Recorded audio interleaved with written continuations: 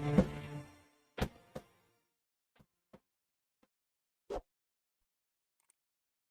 Friends, நம்ம இந்த வீடியோவில் எதை பற்றி பார்க்க போகிறோன்னா மேத் ட்ரிபிள் ஒன் கோர்ஸில் இருக்க எல்லா ஹெட்டிங்ஸையும் சிம்பிளாக பார்க்க போகிறோம். முதல்ல வர lecture permutations and combinations. Permutation அப்படின்னா, இப்போது நம்மக்கிட்ட ஒரு 3 பொருள் இருக்குது அப்படின்னா அந்த 3 பொருளில் எத்தனை வகையில் நம்மளால் அரேஞ்ச் பண்ணி வைக்க முடியும் அப்படின்னு அதை பற்றி டைரெக்டாக ஃபார்முலா வச்சு எப்படி எத்தனை வகையாக அதை நம்ம அரேஞ்ச் பண்ண முடியும் அப்படின்னு கேல்குலேட் பண்ணுற மெத்தடுக்கு பேர் பெர்முடேஷன்.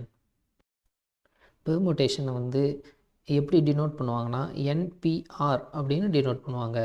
பிங்கிறது பெர்முடேஷனை குறிக்குது, என்னங்கிறது மொத்தம் நம்மக்கிட்ட எத்தனை பொருள் இருக்குது, ஆர் அப்படிங்கிறது அந்த எத்தனை பொருளில் இருந்து நம்ம எடுக்கிறோம் அப்படிங்கிறது. எடுத்துக்காட்டால் நம்மக்கிட்ட ஏபிசி அப்படின்னு 3 பொருள் இருக்கிறதா வச்சுக்குவோம்.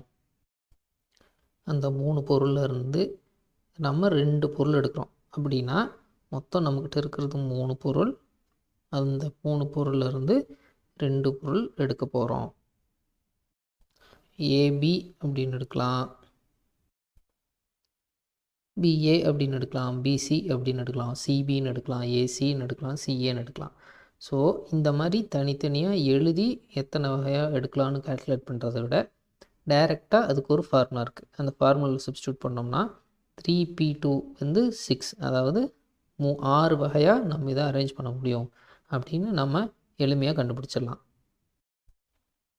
இதில் சில நொட்டேஷன்ஸ் எல்லாம் இருக்குது. அதாவது n ஃபேக்டோரியல் அப்படின்னு என்னென்னா n-1 இதிலேருந்து லாஸ்ட் எலமெண்ட் வரைக்கும் மல்டிப்ளை பண்ணுறது. அதாவது 4 ஃபேக்டோரியல்னா 4 × 3 × 2 × 1, 5 ஃபேக்டோரியல்னா 5 × 4 × 3 × 2 × 1 அப்படி. அதுதான் ஃபேக்டோரியல். ஸோ 0 ஃபேக்டோரியல்னால் 1ன்னு சொல்லுவாங்க. 1 வரும். இப்போது ஃபார் எக்ஸாம்பிள் நம்மக்கிட்ட ஒரு 5 எலமெண்ட் இருக்குது ஏபிசிடிஇ அப்படின்னு.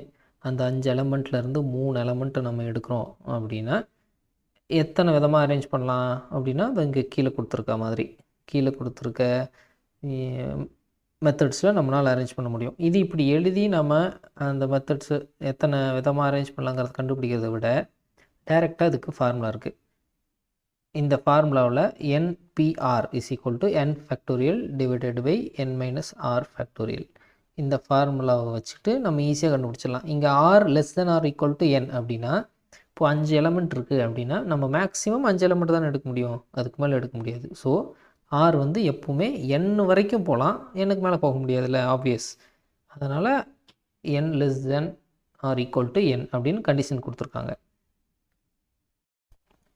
இப்போது இந்த என்பிஆரில் இப்போது r n அப்படின்னு சப்ஸ்டியூட் பண்ணணும்னா n ஃபேக்டோரியல் வரும். இதெல்லாம் ஷார்ட்கட்ஸ். இது டைரெக்டாக இவங்க r n ஃபார்முலா சப்ஸ்டியூட் பண்ணி என்ன அவுட்புட் வருதோ அது கண்டிஷன்ஸாக கொடுத்துருப்பாங்க. இதெல்லாம் மெமரைஸ் பண்ணி வச்சுக்கோங்க.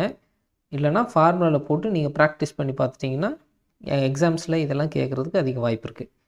இப்போது நம்ம முன்னே சொன்ன மாதிரி 6 எலமெண்ட் இருக்குது. 6 எலமெண்ட்லேருந்து 5 எலமெண்ட் நம்ம எடுக்கிறோம் அப்படின்னா 6 factorial divided by 6 - 5 factorial. So 6 - 5 1. So 1 factorial 6 ஃபேக்டோரியலா? So 1 factorial is always 1. So இப்போது 6 ஃபேக்டோரியல் 720. ஸோ 6 பொருளில் 5 பொருள் நம்ம எடுக்கிறோன்னா 720 வகையாக அந்த 5 பொருளையும் நம்மளால் அரேஞ்ச் பண்ண முடியும். அதுதான் அதோட அர்த்தம். பெர்முடேஷனில் இப்போது நம்மக்கிட்ட 3 சேர் இருக்குது அப்படின்னா 1 2 3 அப்படின்னு 3 சேர் இருக்குது. அந்த 3 சேரை நம்ம ரவுண்டாக அரேஞ்ச் பண்ணால் எத்தனை வகையாக அரேஞ்ச் பண்ணலாம்? இப்போது இது ஃபர்ஸ்ட் வே, இது செகண்ட் வே.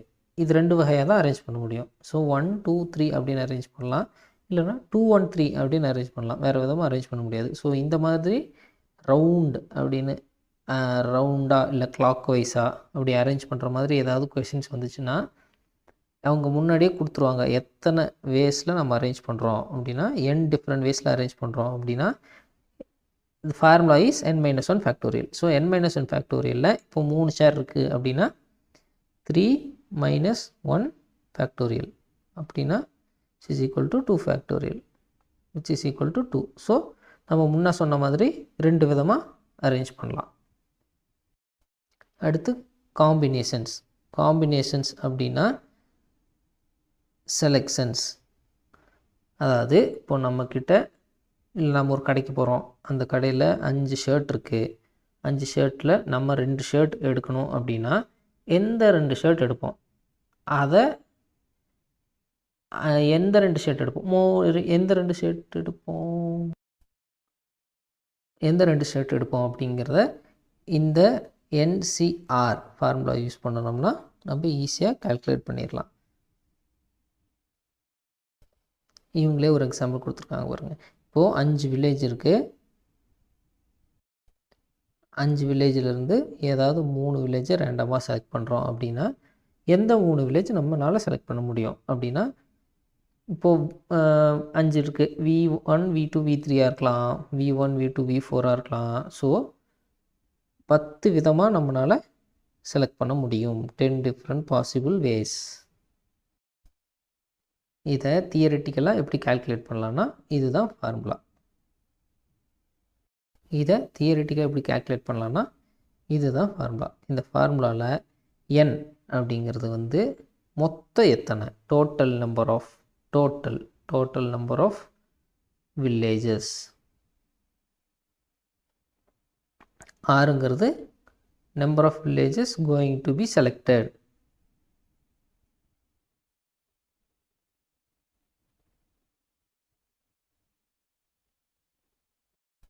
ஸோ இந்த ஃபார்முலாவில் சப்ஸ்டியூட் பண்ணணும்னா எத்தனை வேஸில் நம்மளால் செலக்ட் பண்ண முடியும் அப்படின்னு டைரெக்டாக கால்குலேட் பண்ணிடலாம்.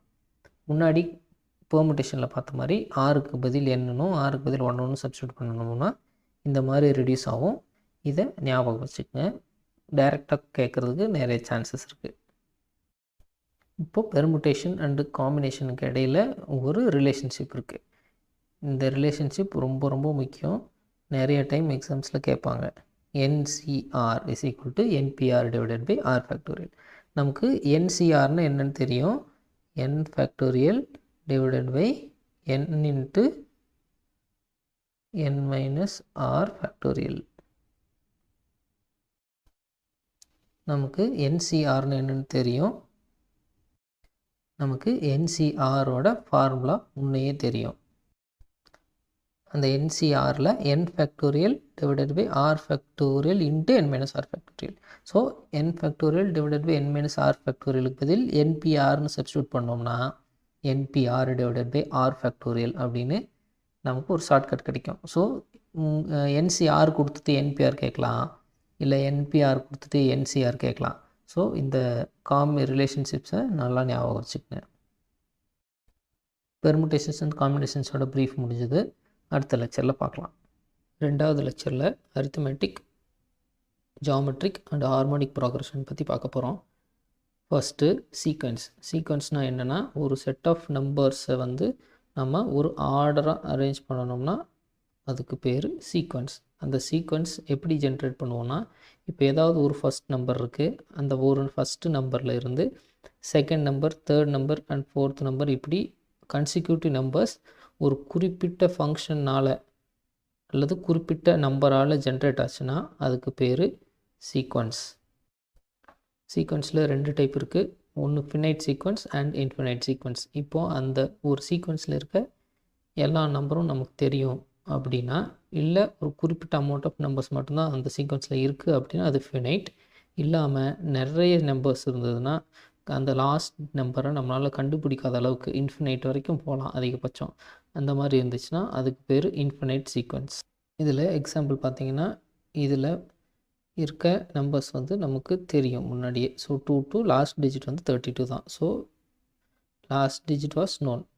So it is a finite sequence. If நமக்கு இங்கே இதில் இந்த நம்பரில் இருக்க சீக்வன்ஸ் மாதிரி லாஸ்ட் டிஜிட் எவ்வளோ வரும்னு நமக்கு தெரியல அப்படின்னா அது வந்து இன்ஃபினைட் சீக்வன்ஸ்.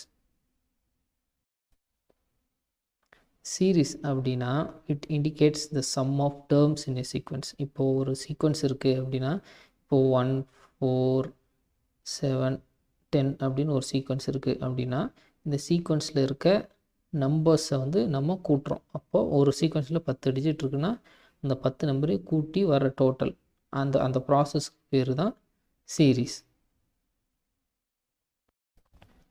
அரித்மெட்டிக் ப்ராக்ரஷன் அப்படிங்கிறது வந்து சீக்வன்சஸை இன்க்ரீஸிங் ஆர் டிக்ரீஸிங் ஆர்டரில் இருக்க ஒரு சீக்வன்ஸ் ஒரு ஸ்பெசிஃபிக் கான்ஸ்டன்ட் நம்பரால் டிஃபர் ஆச்சுன்னா, அதாவது ஒரு குறிப்பிட்ட டிஃப்ரென்ஸ். இதில் பார்த்தீங்கன்னா 1 3 5 7 அப்படின்னு ஒரு சீக்வன்ஸ் இருக்குது. இந்த சீக்வன்ஸை எவ்வளோ டிஃப்ரென்ஸ் பாருங்கள், எல்லாத்துலேயும் இங்கேயும் 2 தான், இங்கேயும் 2 தான், இங்கேயும் 2 தான். ஸோ காமன் டிஃப்ரென்ஸ் இருக்குது. இந்த மாதிரி காமன் டிஃப்ரென்ஸ் இருக்க எந்த சீக்வன்ஸாக இருந்தாலும் அந்த சீக்வன்ஸை அரித்மெட்டிக் ப்ராக்ரஷன் அப்படின்னு சொல்லுவாங்க. அரித்மெட்டிக் ப்ராக்ரஷன் ஜென்ரல் டேர்ம்ஸில் இப்படி சொல்லுவாங்க: a, a + d, a + 2d.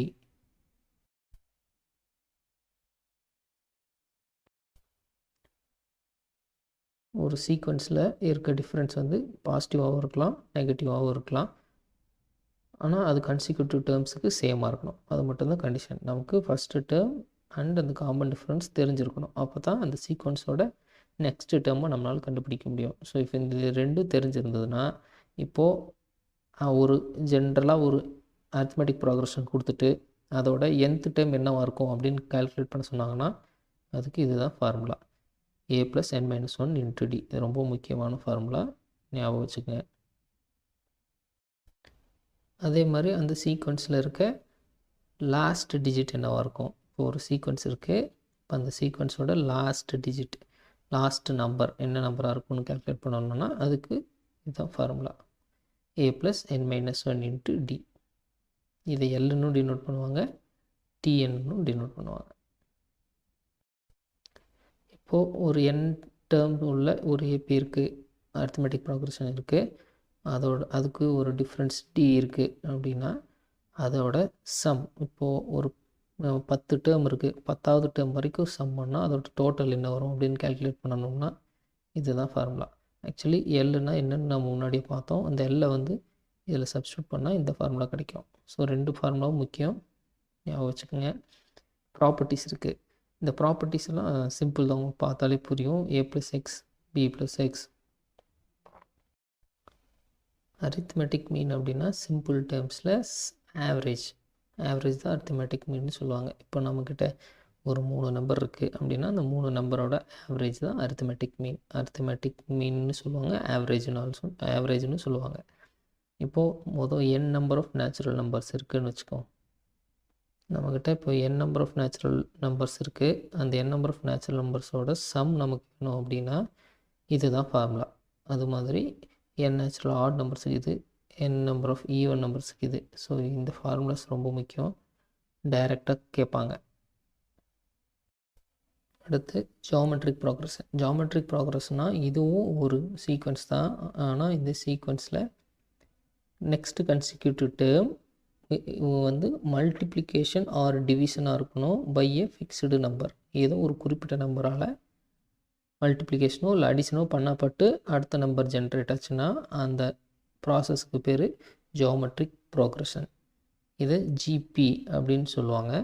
இதில் ஃபஸ்ட்டு டிஜிட் ஏ, அந்த காமன் ரேஷியோ, அந்த காமன் டிஃப்ரென்ஸ் வந்து ஆர்.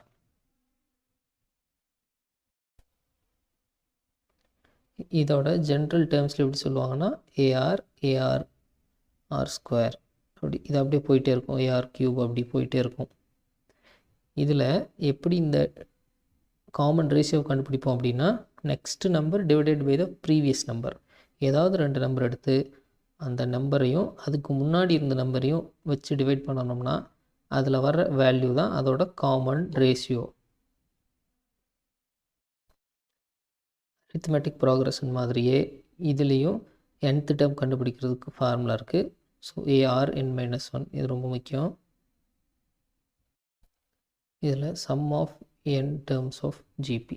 இப்போது ஒரு 5 டேர்ம் கொடுக்குறாங்க, அந்த 5 டேர்மை ஆட் பண்ணணும்னா அதோட சம் என்ன அப்படின்னு எப்படி கண்டுபிடிக்கலாம்னா இதுதான் ஃபார்முலா. இதில் 3 ஃபார்முலா இருக்கும்.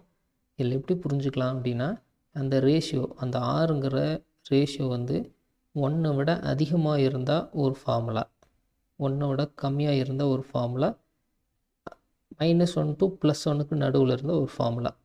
ஸோ இந்த 3 ரொம்ப முக்கியமான ஃபார்முலா. இப்போது நம்மக்கிட்ட ஒரு 3 நம்பர் இருக்குது. அந்த 3 நம்பர் ஜியாமெட்ரிக் ப்ராக்ரஷன் இருக்குது அப்படின்னா அதில் ரெண்டாவதாக இருக்கிற நம்பர் தான் இந்த 3 நம்பரோட ஜியாமெட்ரிக் மீன். இதை எப்படி கால்குலேட் பண்ணலான்னா geometric mean is equal to square root of plus or minus AB. அடுத்து ஹார்மோனிக் ப்ராக்ரஷன். ஹார்மோனிக் ப்ராக்ரஷன்னா it is a reciprocal of arithmetic progression. அதாவது ஜியாமெட்ரிக் ப்ராக்ரஷன் எப்படி இருக்கோ அது அப்படியே ஆப்போசிட். அடுத்து ஹார்மோனிக் ப்ராக்ரஷன். ஹார்மோனிக் ப்ராக்ரஷன்னா என்னென்னா ரெசிப்ரோக்கல் ஆஃப் அரித்மெட்டிக் ப்ராக்ரஷன் தான் ஹார்மோனிக் ப்ராக்ரஷன். இப்போ x1 x2 x3ன்னு ஒரு ஹார்மோனிக் அரித்மெட்டிக் ப்ராக்ரஷன் இருக்குன்னா அதோட ரெசிப்ரோக்கல்ஸ் இங்கே கொடுத்துருக்காங்களே இது மாதிரி இருந்துச்சுன்னா அதுக்கு பேர் ஹார்மோனிக் ப்ராக்ரஷன்.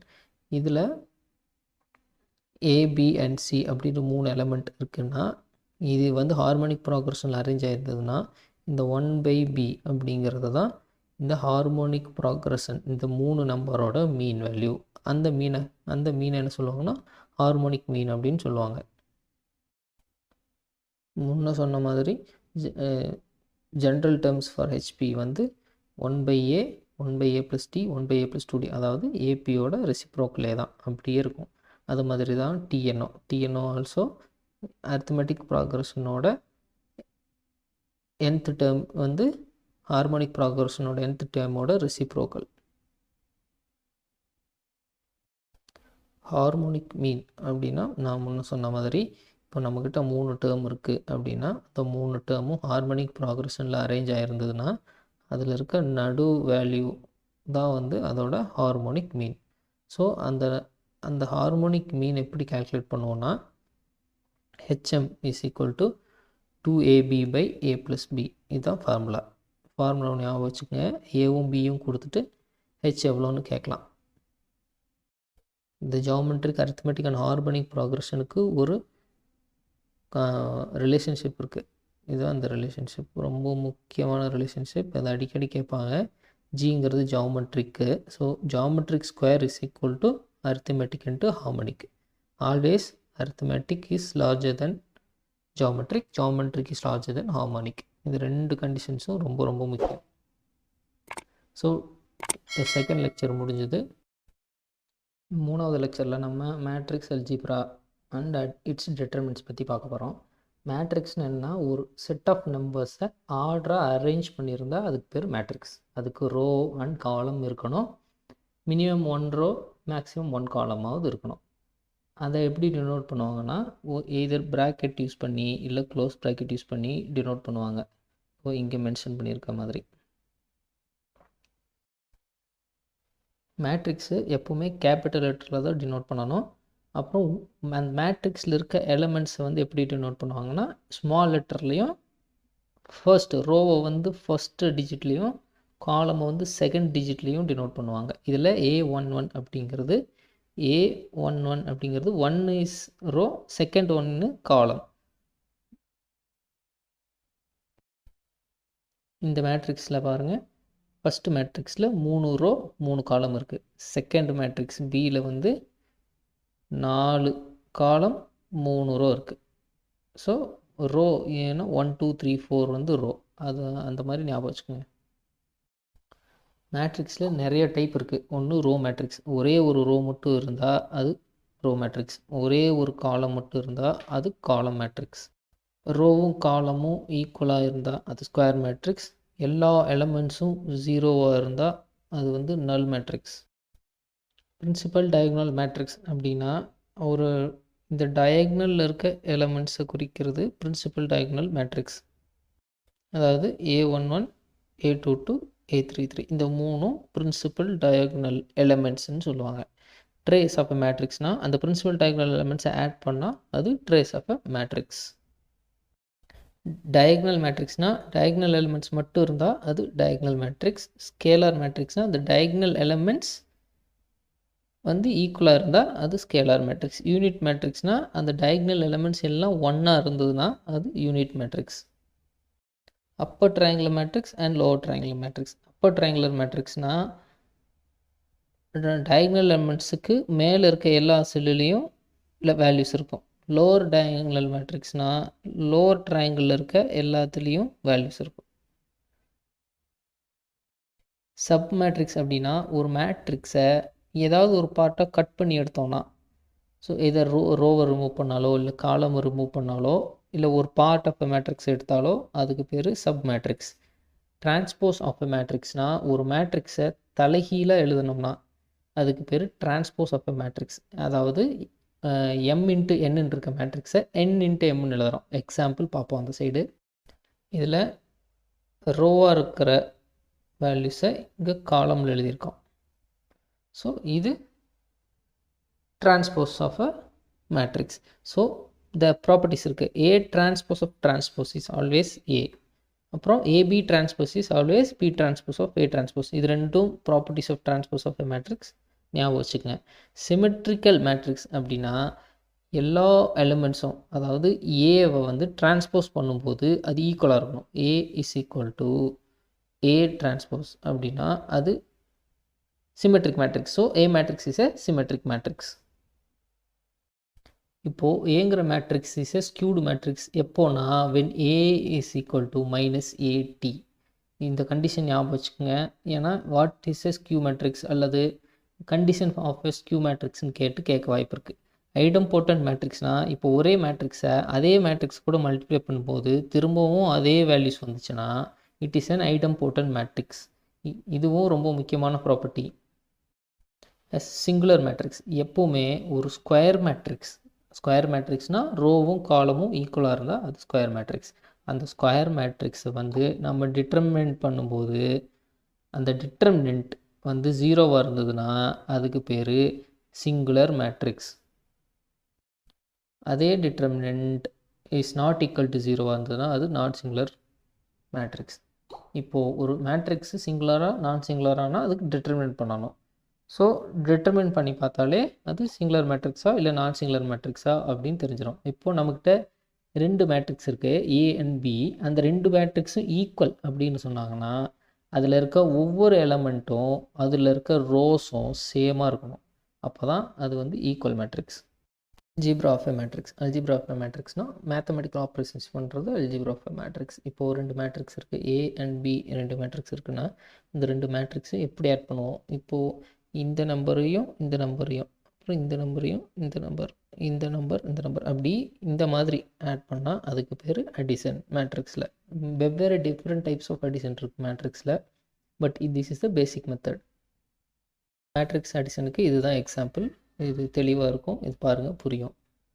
அப்புறம் ப்ராப்பர்ட்டிஸ் ஆஃப் அடிஷன் எப்படி ஏன்னா A and B are 2m into n மேட்ரிசஸ்னால் A + B is equal to always B + A. அப்புறம் A B + C is always A + B + C. இதெல்லாம் இந்த கண்டிஷன்ஸ்லாம் ரொம்ப முக்கியமான கண்டிஷன்ஸ். இது உங்களுக்கு படித்தாலே புரியும்.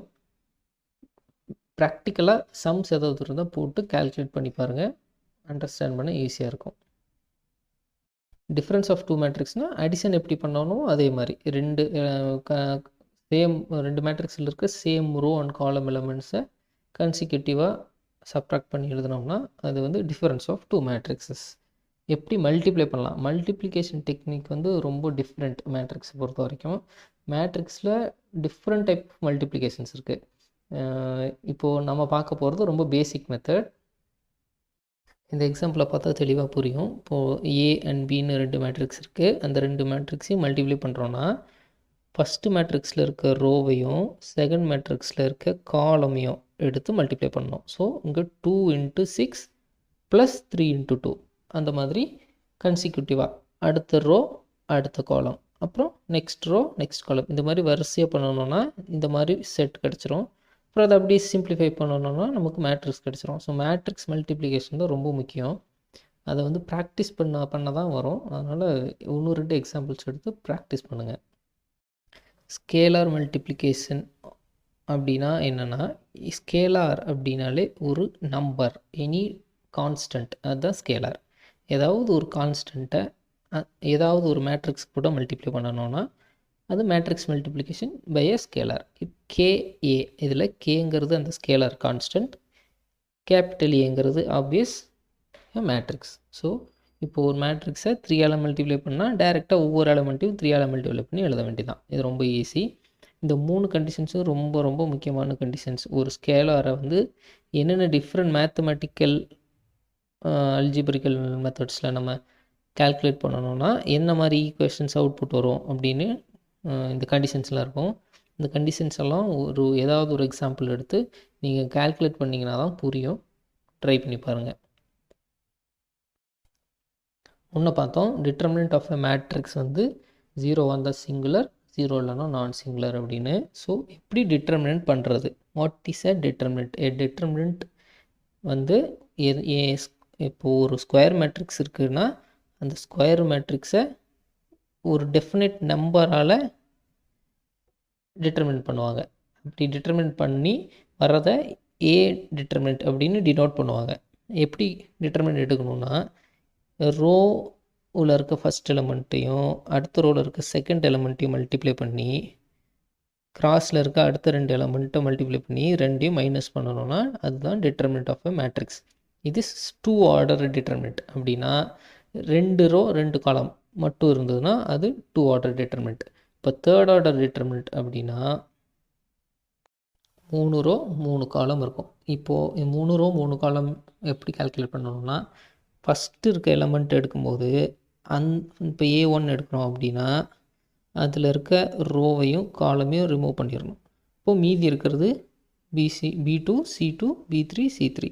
அது மாதிரி கன்சிக்யூட்டிவாக ஆட் நம்பர்ஸ் வரும்போது, அதாவது ஈவன் டிஜிட்ஸ் எடுக்கும்போது B1 இது 1 இது 2 இது 3. இந்த ஈவன் டிஜிட் வரும்போது மைனஸ் போட்டுக்கணும். மைனஸ் போட்டுட்டு அந்த ஈவன் டிஜிட் எடுக்கும்போது இந்த ரோவும் இதுவும் போயிடும். So A2 C3 C2 C3 இப்படி வரும். இந்த ரெண்டையும் எடுத்துக்கணும். அது மாதிரி தான் அடுத்து இந்த எலமெண்ட் 3rd எலமெண்ட் எடுக்கும்போது இந்த ஃபஸ்ட்டு ரோவும் லாஸ்ட் காலமும் போயிடும். அப்போ A2 A3 B2 B3ன்னு எடுத்துக்கணும். இதை இப்போ முன்னாடி பார்த்த 2 செகண்ட் ஆர்டர் டிட்டர்மினன்ட் மாதிரி இதை ரெடியூஸ் பண்ணணும்னா இந்த ஃபார்மேட் கிடைக்கும். இதை அப்படியே சிம்பிளிஃபை பண்ணணும்னா நமக்கு டிட்டர்மினன்ட்டோட வேல்யூ கிடச்சிரும். இது பார்க்குறதுக்கு காம்ப்ளிகேட்டடாக தெரியும். ஆனால் ஏதாவது ஒரு எக்ஸாம்பிள் வச்சு ப்ராக்டிஸ் பண்ணுங்கள். ப்ராக்டிஸ் பண்ணிங்கன்னா மட்டும்தான் டிட்டர்மினன்ட் வந்து புரியும். மேக்ஸ் வந்து எந்த அளவுக்கு நம்ம ப்ராக்டிஸ் பண்ணுறோமோ அந்தளவுக்கு ரொம்ப ஈஸி. மேட்ரிக்ஸில் சில முக்கியமான ப்ராப்பர்ட்டிஸ் இருக்குது. ஃபஸ்ட்டு ப்ராப்பர்ட்டி என்னென்னா, இப்போ ஒரு ரோவில் இருக்கிற எலமெண்ட்ஸு காலமில் இருக்க எலமெண்ட்ஸு ரோவையும் மாற்றினாலும் அந்த மேட்ரிக்ஸோட டிட்டர்மினன்ட் ரிமெயின் அன்ஆல்டர்டு. இது வந்து ரொம்ப ரொம்ப முக்கியமான ப்ராப்பர்ட்டி, ஞாபகம் வச்சுக்கோங்க. ரெண்டாவது ப்ராப்பர்ட்டி என்னென்னா, இப்போது 2 rows of a determinant are interchanged. ஏதாவது 2 ரோவோ இல்லை 2 காலம் ஆஃப் எ டிட்டர்மினண்ட்டை இன்டர்சேஞ்ச் பண்ணால் அது சைன் வில் ஆல்டர். இதுக்கு ஒரு எக்ஸாம்பிள் கீழே வரும். ஏங்கிற ஒரு மேட்ரிக்ஸு, அந்த மேட்ரிக்ஸை வந்து நம்ம டிட்டர்மினன்ட் பண்ணால் அதோட வேல்யூ 21. அந்த ஏங்கிற மேட்ரிக்ஸோட ஃபஸ்ட் ரோவையும் செகண்ட் ரோவையும் இன்டர்சேஞ்ச் பண்ணதுக்கப்புறம் அந்த வேல்யூ -21. ஸோ நம்ம முன்ன சொன்ன கண்டிஷன் படி determinant of A is equal to negative determinant of A1. அதாவது சிம்பிள் வந்து சேஞ்ச் ஆகும். இப்போ நம்மக்கிட்ட 2 ரோ ஆர் 2 காலம் இருக்குது அப்படின்னா ஒரு டிட்டர்மினண்ட்டில் அது ஐடென்டிக்கல், அதாவது ஒரே நம்பர் ஒரே சிம்பிள் இருந்துச்சுன்னா அந்த வேல்யூ, அந்த டிட்டர்மினண்ட்டோட வேல்யூ இஸ் ஆல்வேஸ் 0. அல்லது மல்டிபிள் ஆஃப் எ நம்பர், இப்போது ஏதாவது இப்போ மல்டிபிளாக இருந்ததுனாலும் அது வந்து 0 தான் வரும். இப்போது ஒரு மேட்ரிக்ஸோட ரோவை ஒரு ஸ்பெசிஃபிக் நம்பர் வச்சு, ஏதாவது ஒரு காமன் நம்பர் வச்சு மல்டிப்ளை பண்ணோன்னா அந்த value of determinant also multiplied by that number. இது கண்டிஷன். இதுக்கு ஒரு எக்ஸாம்பிள் பார்க்கலாம். முன்ன பார்த்த மாதிரி டிட்டர்மினன்ட் ஆஃப் ஏவோட வேல்யூ 21. இப்போ அதோட ஃபஸ்ட்டு ரோவை வந்து நம்ம 2ஆல் மல்டிப்ளை பண்ணுறோம். 2ஆல் மல்டிப்ளை பண்ணால் ரிசல்ட் பாருங்கள் 42, அதாவது 2 × 21. ஸோ 2ஆல் நம்ம அந்த ஒரு ரோ ஆஃப் டிட்டர்மினண்ட்டை மல்டிப்ளை பண்ணதுனால அந்த டிட்டர்மினன்ட் வேல்யூவும் 2 × 21 வருது. So condition was proved. இந்த மாதிரி ஏதோ ஒரு எக்ஸாம்பிள் வச்சு நீங்களே ஒரு சாம்பிள் ட்ரை பண்ணி பாருங்கள். டெய்லி லெஜெண்ட்ஸ் சேனலுக்கு லைக் பண்ணுங்கள், ஷேர் பண்ணுங்கள், சப்ஸ்கிரைப் பண்ணி எங்களுக்கு சப்போர்ட் பண்ணுங்கள். நன்றி.